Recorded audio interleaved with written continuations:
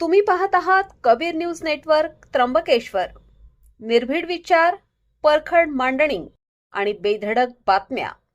त्र्यंबकेश्वर तालुक्यातील प्रत्येक घडामोडीचा अचूक वेध घेण्यासाठी सज्ज आहोत आम्ही। तालुक्यातील ताज्या अपडेट्ससाठी आता सबस्क्राइब करा कबीर न्यूज नेटवर्क त्र्यंबकेश्वर। मुसळधार पावसातही पाणी पुरवठा ठप्प, त्र्यंबकवासीय पाण्यासाठी त्रस्त। नमस्कार, मी अमिता गावंडे आणि तुम्ही पाहत आहात कबीर न्यूज नेटवर्क। त्र्यंबकेश्वरमध्ये मुसळधार पाऊस, नद्या नाले ओसंडून वाहत आहेत, पण त्र्यंबकेश्वर शहरात मात्र पाणी असूनही तहान अशी अत्यंत बिकट परिस्थिती निर्माण झाली आहे।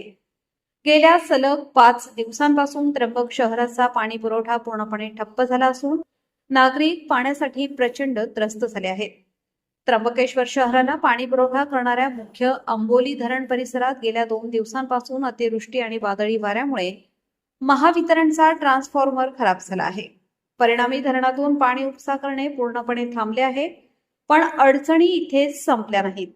दुरुस्तीसाठी गेलेला जेसीबी आणि ट्रॅक्टरही तिथल्या प्रचंड चिखलात आणि गाळात फसले, त्यामुळे दुरुस्तीच्या कामात मोठा अडथळा निर्माण झाला होता। घटनेचे गांभीर्य ओळखून नगराध्यक्षा सौ त्रिवेणी तुंगार सोनवणे, मुख्याधिकारी गोविंद जाधव, माजी नगराध्यक्ष रवींद्र सोनवणे यांच्यासह नगरपालिका व महावितरणचे अधिकारी घटनास्थळी दाखल झाले।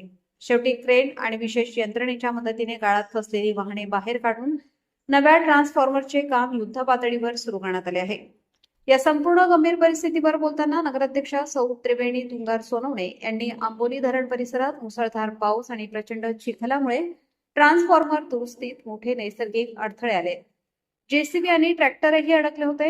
नागरिकांना होत असलेल्या त्रासाची आम्हाला पूर्ण जाणीव आहे असून आम्ही महावितरणचे मुख्य अभियंता, कार्यकारी अभियंता आणि जिल्हाधिकाऱ्यांशी सतत संपर्कात आहोत।